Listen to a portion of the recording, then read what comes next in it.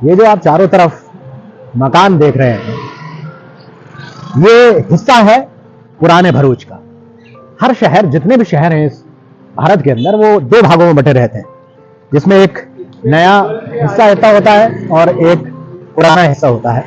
तो ये पुराने भरूच का वो हिस्सा है जहाँ पुराने पुश्तैनी मकान बने हुए हैं, जो लोग पुराने समय से रहने वाले हैं वो सब है। यहाँ हमें एक चीज़ और दिखाई दी जिसका दर्शन हम आपको कराते हैं। देख सकते हैं आपको कुछ सुनहरा सा एक पत्थर यहाँ पर दिखाई दे रहा है, जिसके ऊपर लिखा है गोल्डन स्टोन और लिखा है गुजराती में सोनानो पत्थर, यानी कि सोने का पत्थर। इसके बारे में किंवदंती है कि ये जगह आज से कई 100 साल पहले ये जगह एक मैदान के रूप में हुआ करती थी। इस मैदान में उस समय अंग्रेजों का शासन हुआ करता था, तो जब अंग्रेज यहाँ से गुजरते थे तो उनकी राह में ये पत्थर आ गया था और उस पत्थर को निकालने की बहुत जद्दोजहद हुई, तमाम केस भी चले, लेकिन ये पत्थर निकाला नहीं गया और ये पत्थर को यहाँ पर एक स्थापित कर दिया गया, जिसको एक मूर्त रूप दे के स्थापित कर दिया गया, जिससे कि लोग इसके दर्शन करें तो लोगों को ये किंवदंती या ये कहानी या ये कथा के बारे में जानकारी हो जाए।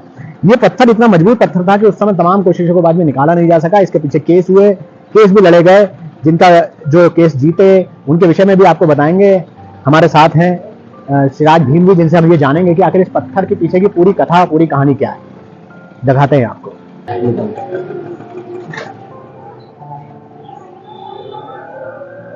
गुजरात के भरूच शहर के पुराने भरूच एरिया में है। यहाँ पे 1875 में देसाई जी की हवेली हुआ करती थी। तो उस टाइम पे अंग्रेज हुकूमत थी, तो उन्होंने यहाँ पे एक नई सड़क का निर्माण किया था। तो उस टाइम पे ये जो हवेली के मालिक थे देसाई जी ने, उन्होंने एक पत्थर लगाया था ताकि उनकी हवेली को कोई नुकसान ना हो। तो उस टाइम पे म्युनिसिपल कॉरपोरेशन को ये हुआ कि भाई ये पत्थर यहाँ गलत जगह पे है, तो उन्होंने देसाई जी को नोटिस दिया, तो उन्होंने वो हटाने से इनकार किया। उसके बाद ये केस चलता रहा, सभी कोर्ट में गया, ब्रिटिश हुकूमत में भी गया। करीब 20 साल तक केस चला और 20 साल के बाद ये देसाई जी जीते थे ये केस। तो उन्होंने ये उस टाइम से ये यहीं पे है। तो इसमें सेठ जी को अपनी आन बचाने के लिए इतना पैसा खर्च करना पड़ा कि उस जमाने में वो एक नया ऐसा सोने का पत्थर खरीद सकते थे। तो उन्होंने फिर उसके बाद इतना खर्च किया है, इसके लिए उसको सोने का पत्थर बोल रहे हैं।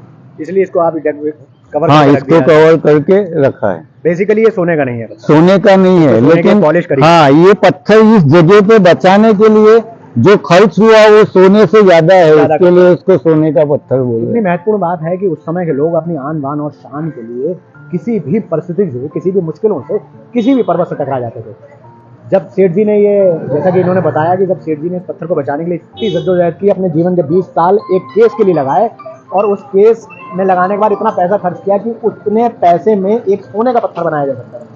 इसीलिए इसी बात को प्रासंगिक करने के लिए इस पत्थर को सोने का कलर कर दिया गया, ताकि आने वाले पीढ़ी इसको देखे और इसको देखकर ये सीखे कि हिंदुस्तान की मिट्टी, हिंदुस्तान की हवा उन्हें अपनी जान, आन, बान और शान पर कुर्बान होना सिखाती है।